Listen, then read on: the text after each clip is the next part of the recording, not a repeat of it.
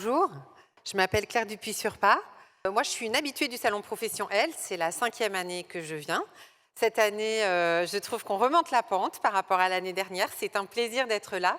J'espère que ça va répondre à vos attentes et à votre besoin et à votre questionnement. Moi, je trouve que les salons nous ont bien manqué et donc c'est vraiment un plaisir de reprendre les événements en présentiel et les belles rencontres. Donc aujourd'hui, mon sujet, c'est les clés pour réussir votre reconversion.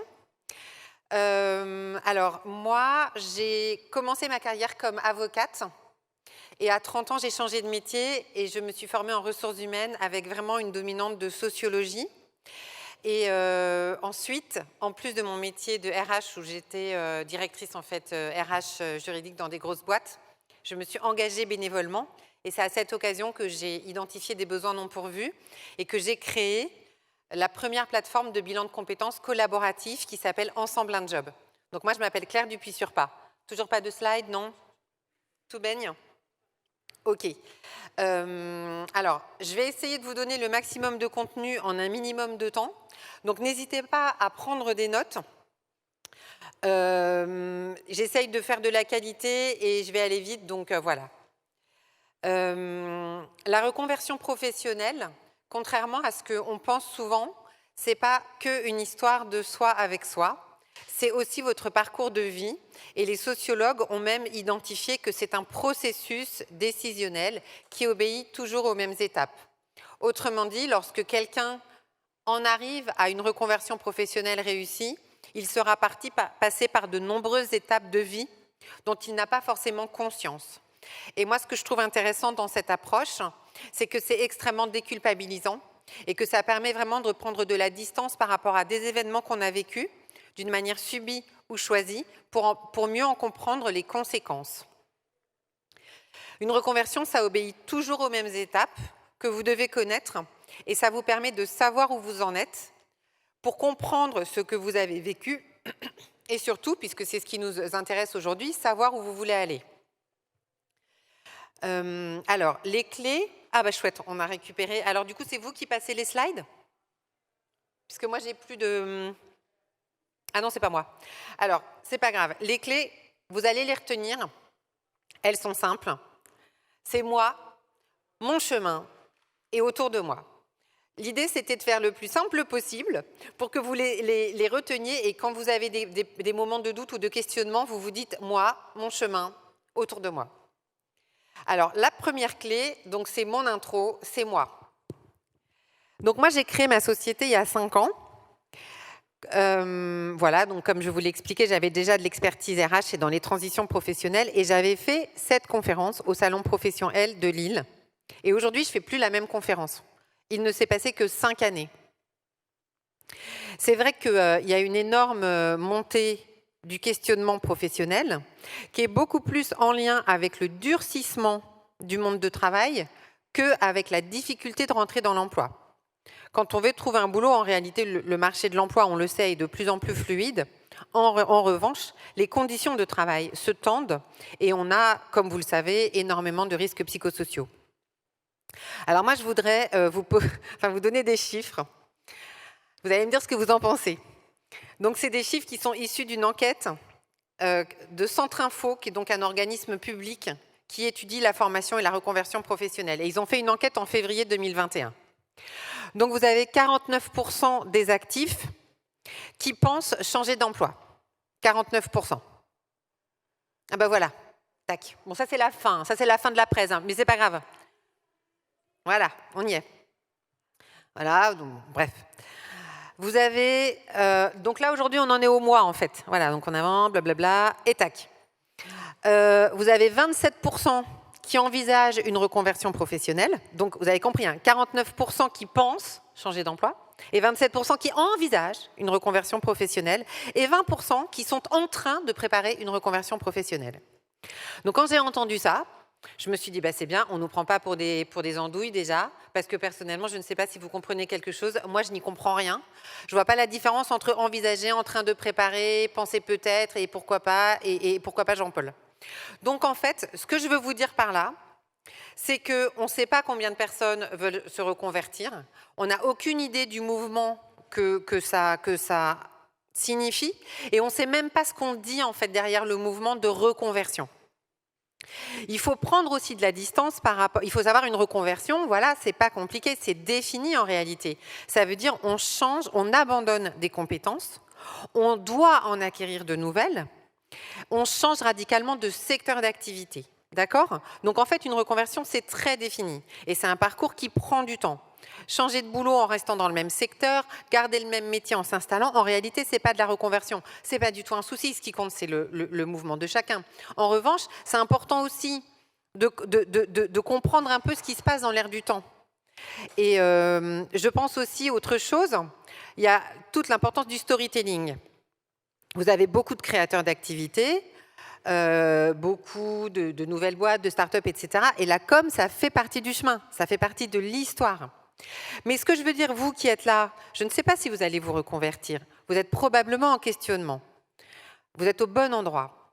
En revanche, par rapport à des mouvements, des messages que vous entendez de reconversion, en fait, c'est pour ça que je vous dis, ce qui compte, c'est vous, c'est moi.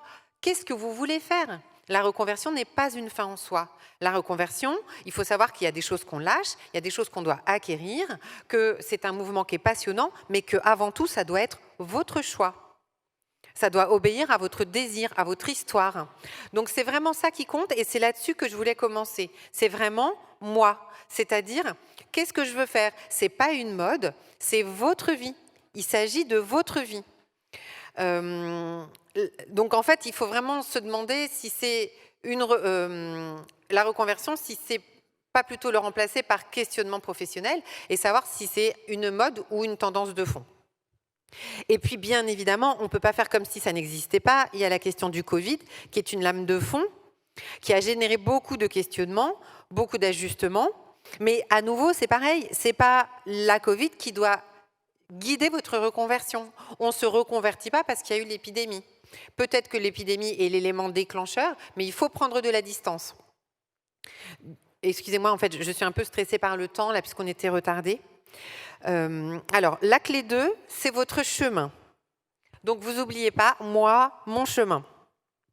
Pourquoi votre chemin ? Déjà, moi, j'accueille régulièrement des personnes qui viennent me voir parce qu'en fait, elles ne savent pas comment avancer. Et c'est évident que... Pardon ?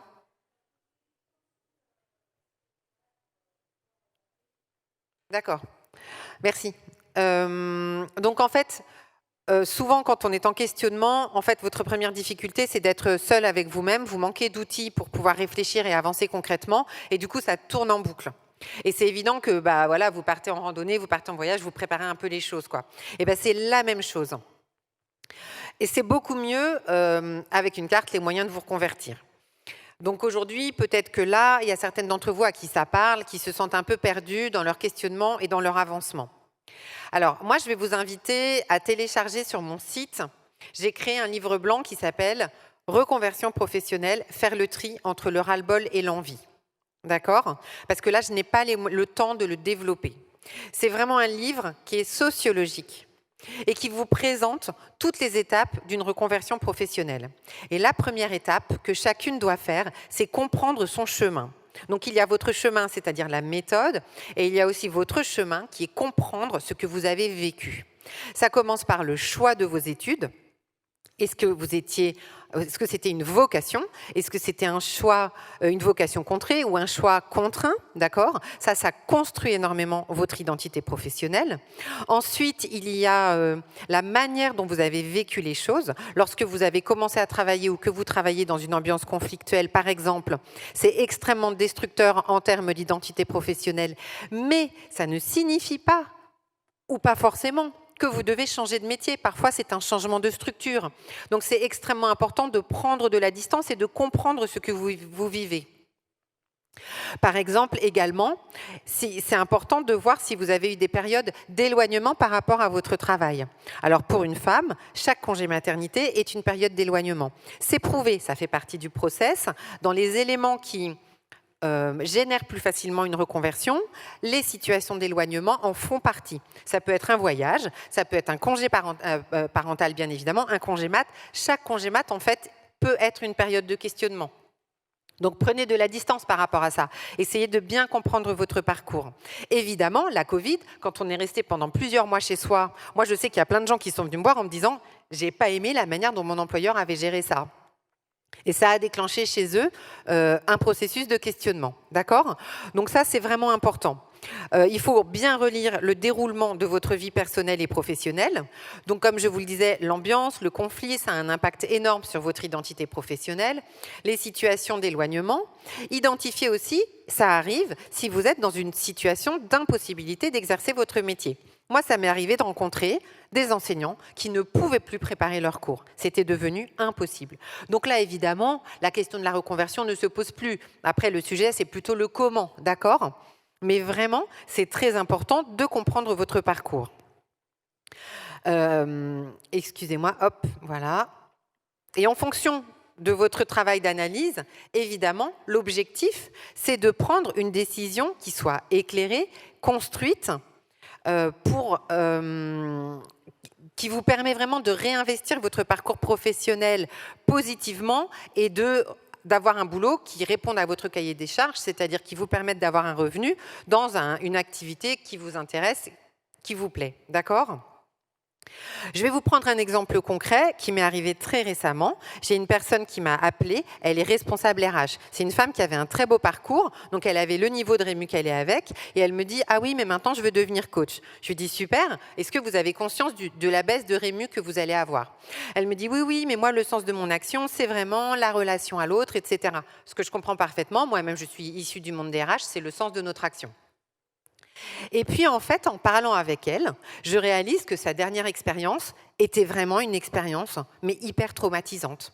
Cette femme a travaillé dans une PME avec un patron complètement dingue et qui l'a vraiment détruite, quoi.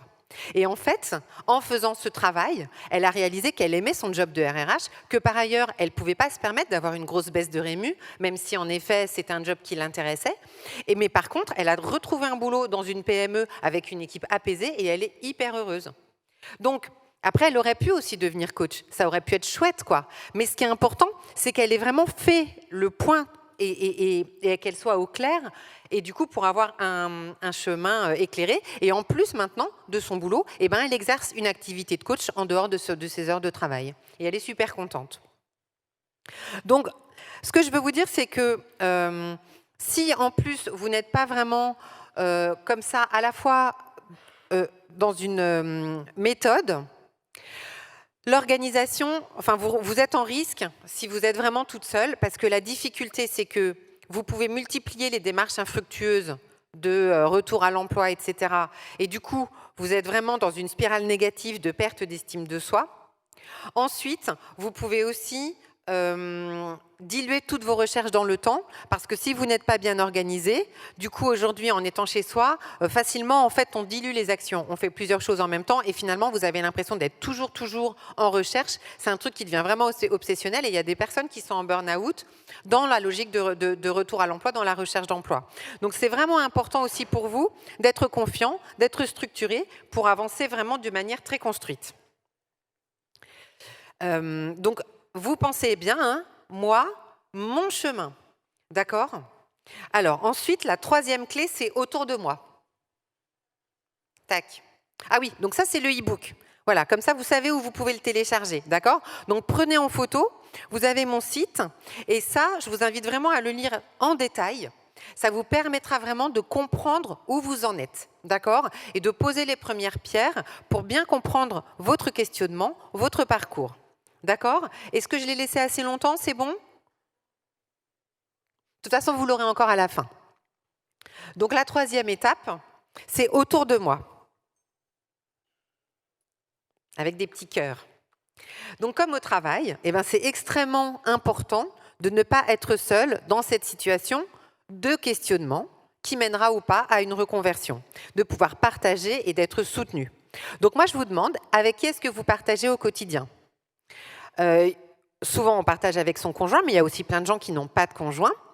Et puis aussi, on a un petit peu peur de saouler son conjoint avec ces histoires parce qu'on dit toujours que c'est pas passionnant. Est-ce que vous avez des amis proches ? Est-ce que vous êtes dans un groupe ? Est-ce que vous avez monté des petits groupes de travail ? C'est très important de ne pas être dans une situation de repli sur soi et d'isolement social. Moi, je sais, donc j'ai créé Ensemble un Job, qui est la première plateforme de bilan de compétences collaboratif. On est innovant, solidaire et au juste prix. Et l'objectif initial, c'était de pouvoir permettre d'avoir une offre qui soit de qualité et au juste prix, accessible financièrement pour le plus grand nombre. Mais c'était aussi très innovant, puisqu'on est dans une logique horizontale, où on donne de la valeur à la capacité de chacun de conseiller l'autre. On est collaboratif. C'est le Blablacar de la recherche d'emploi. Pourquoi ? Parce que je pense fondamentalement qu'en France, c'est mon bilan m'a dit que. Et moi, je pense que vous avez chacune en vous la capacité de définir ce que vous voulez faire. Quand on vous donne des outils et une méthode de travail, vous êtes tous des adultes, vous êtes des personnes intéressantes. Et quand vous êtes dans un groupe de travail, vous allez recevoir de personnes qui sont neutres avec vous affectivement, qui ne vous connaissent pas, qui posent un regard totalement nouveau sur vous et bienveillant. Et vous allez vous sentir très utile dans votre groupe. Donc c'est très important en période de questionnement, que vous soyez en poste ou en recherche d'emploi. Nous, les groupes sont mixtes, parce que vous avez remarqué qu'en France, quand on cherche du boulot, on a le droit de parler que à des gens qui cherchent du boulot. C'est interdit totalement de parler à des gens qui sont en poste. Donc moi, je trouve que c'est très important d'avoir des groupes mixtes qui sont de toutes les localisations géographiques et ça génère vraiment beaucoup de solidarité. Du coup, je ne sais plus où j'en suis dans le temps. Ouais, je vais avancer vite, excusez-moi. Donc en fait, Ensemble un Job, c'est le principe. Alors du coup, j'ai des séances, des réunions d'information qui sont prévues. Je vais vous inviter à vous y inscrire parce que là, manifestement, on manque de temps et je ne peux pas vous détailler Ensemble un Job autant que je l'aurais souhaité. D'accord ? Retenez simplement que nous sommes une offre innovante, solidaire et au juste prix, que bien évidemment, j'ai un stand. Tac, attendez. Voilà, donc ça, c'est à retenir par cœur. Ok, donc vous faites aussi des petites photos, vous l'imprimez au-dessus de votre bureau, vous le gardez à côté de vous dans la salle de bain, comme ça vous ne vous posez aucune question. Voilà, donc on a 2 séances découvertes. Vous pouvez venir retirer vos invitations sur notre site, sinon vous pouvez vous inscrire directement en ligne. On a une séance jeudi à midi en distanciel, c'est moi qui l'animerai, et une séance en présentiel vendredi à 10h à Lyon. Ce que vous devez retenir, c'est qu'Ensemble un Job, vous rentrez dans un groupe de 4 personnes, que vous allez retrouver pour 16 réunions de travail, que le principe, c'est que chacun a du travail à faire en ligne sur la plateforme et qu'il va présenter son travail à son groupe. Les réunions, elles sont hyper structurées. C'est vraiment une réunion. C'est jamais 2 fois le même ordre du jour. C'est toujours minuté. Donc vous êtes vraiment dans une super bonne énergie. Vous avez un consultant qui est dédié à votre groupe, donc qui va revenir vers vous. Si vous avez des difficultés sur la méthode, s'il faut un petit peu vous remettre dans un rythme de travail. Et puis surtout, si vous avez des questions, il vous répond. Et on a aussi 2 offres qui sont 100% prises en charge par le CPF. Donc vous n'avez rien à débourser. Et ces offres-là, vous avez votre groupe collaboratif et un accompagnement en face-à-face pédagogique avec votre consultant. C'est le même consultant, d'accord ? Donc là, pour les personnes qui ont des CPF, c'est juste génial parce que vous avez la force d'un groupe et en même temps le professionnalisme de votre consultant qui vous connaît déjà puisqu'il vous accompagne toutes les semaines. OK ? Alors, hop, hop, hop. Voilà, donc vous retenez bien moi, mon chemin autour de moi. Vous nous retrouvez sur l'espace accompagnement à la recherche d'emploi. Ce que je voulais vous dire, c'est que j'ai aussi, en plus du e-book que je vous ai présenté, j'ai des replays. J'ai 2 replays. J'en ai un qui va vous intéresser, celles qui sont dans des créations de projets, notamment projets à impact, puisque c'est une membre Ensemble un Job qui a créé la première ressourcerie des arts du fil, en plus qui est une structure d'insertion. Donc elle vous raconte comment elle a monté son parcours. C'est évidemment gratuit. Et l'autre replay qui va vous intéresser, c'est sur la démarche de réseau. Comment je fais du réseau en recherche d'emploi ? Parce que pitié, le réseau, c'est pas aller à des réceptions avec des petits fours et du champagne. C'est vraiment être dans une démarche proactive, avec un projet défini, etc. D'accord ? Donc ça, vous l'avez en replay gratuit. Qu'est-ce que je voulais vous dire encore ? Ah oui, que si vous aimez les histoires de création d'activités, j'ai la chance de faire partie d'un groupe qui s'appelle Femmes Entrepreneuses, qui est porté par Orange. Et on a des beaux podcasts sur la radio It West. Donc, si vous allez sur It West Podcast, eh bien, vous avez tous les projets, dont Ensemble un Job. Donc, vous en connaîtrez beaucoup plus sur l'histoire d'Ensemble un Job, qui est vraiment une histoire solidaire. On a la chance d'avoir eu plein de prix d'innovation solidaire et beaucoup de soutien. Donc, si ça vous intéresse, n'hésitez pas. Et puis, alors, attendez, hop. Voilà, donc là, vous avez tout pour les éléments pour avoir nos ressources. Et je ne sais pas si on a un tout petit peu de temps pour des questions ou pas. Oui, on a du temps? Cool. Donc, si vous avez des questions, n'hésitez pas. Je vous en prie. Oui, le CPF fonctionne. Tout à fait. On a une offre qui est pour les personnes qui ont des petits CPF à 890 € et une offre à 1590. Donc là, au niveau tarif, on est entrée de gamme du bilan de compétences. On est moins cher qu'un bilan de compétences classique. Et avec cette offre-là, vous avez votre bilan de compétences collaboratif et 4 heures d'accompagnement individuel avec un test de personnalité et un diagnostic carriérologique. Vous avez d'autres questions? Donc, on vous attend avec Séverine sur notre stand. Si vous voulez venir retirer vos invitations, sinon vous pouvez vous inscrire directement en ligne. Et puis si vous avez des questions, bien sûr. Donc nous, on est dans l'espace accompagnement à l'emploi. Bon, voilà, j'espère que je n'ai pas été trop longue. Merci beaucoup.